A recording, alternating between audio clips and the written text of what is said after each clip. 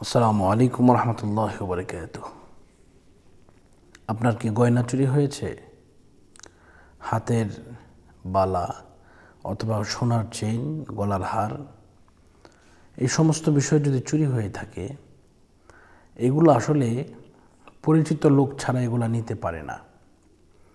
এজন্য আসুন আমরা কোন কোন আমলের মাধ্যমে আমরা এই বিষয়গুলো বের করতে পারি যে আমাদের মালগুলা কে নিল, এগুলা কিন্তু আমাদের জানা এবং বোঝা প্রয়োজন রয়েছে।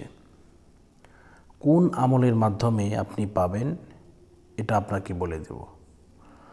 তো আপনাকে বলছি, যদি চুরি হয়ে থাকে তো প্রথমেই আপনাকে অজু অবস্থায়, পবিত্র অবস্থায় পাঠ করতে হবে এবং বাসায় বেশি লোক থাকলে, নামাজি লোক থাকলে এটা পড়া যায়, না হয় ইনশাল্লাহ আমরা আমাদের ছাত্রদের মাধ্যমে পড়িয়ে দিতে সক্ষম হব। তো নাম্বারটা পরে বলে দিব, কোন নিয়মে কীভাবে পড়বেন এটা আগে একটু শুনে নিন। তো প্রথমত আপনাকে বিসমিল্লাহ সহ সূরা ফাতিহা একবার পাঠ করতে হবে। এরপরে বিসমিল্লাহ সহ সূরা ইখলাস 3 বার পাঠ করতে হবে।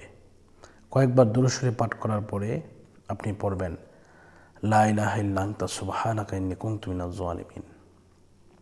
এটি যখন 100 বার হয়ে যাবে, প্রতি 100 বার পর পর আপনাকে পড়তে হবে ফাস্তাজাবনা লাহু ওয়া নাজ্জায়নাহু মিনাল গাম্মি ওয়া কাযালিকা নুনজিল মুমিনিন।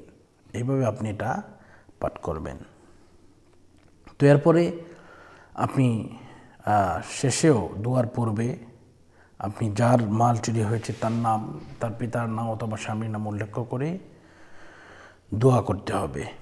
দোয়া করলে দেখবেন ইনশাআল্লাহ 3 দিন সর্বোচ্চ 1 সপ্তাহের ভিতরে আপনার মাল যে চুরি করেছে সেই ব্যক্তি তার অসুস্থ শুরু হয়ে যাবে। আমি একটি ঘটনা আপনাদেরকে বলি, পরে নাম্বারটা দিচ্ছি।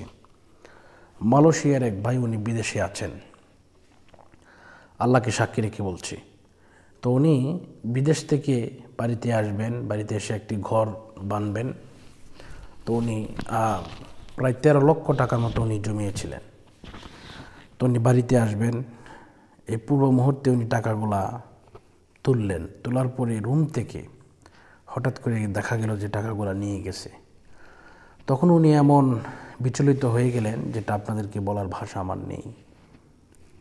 এরপরে উনি এই টাকাগুলা যে করবেন এটা উনি পারতেছেন না।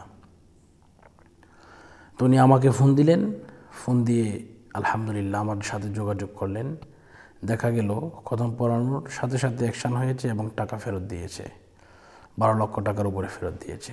তাহলে এটা আমাদের কোনো কারসাজি না, এটা হচ্ছে আল্লাহ পাক রব্বুল আলামিনের পক্ষ থেকে ইহসান।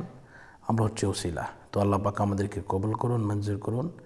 যারা যোগাযোগ করতে চান এই নাম্বারে যোগাযোগ করবেন 01643063744। আল্লাহ পাক সকলকে কবুল করুন, মঞ্জুর করুন। এই মুহূর্তে বিদায় নিচ্ছি। আসসালামু আলাইকুম ওয়া রাহমাতুল্লাহি ওয়া বারাকাতুহু।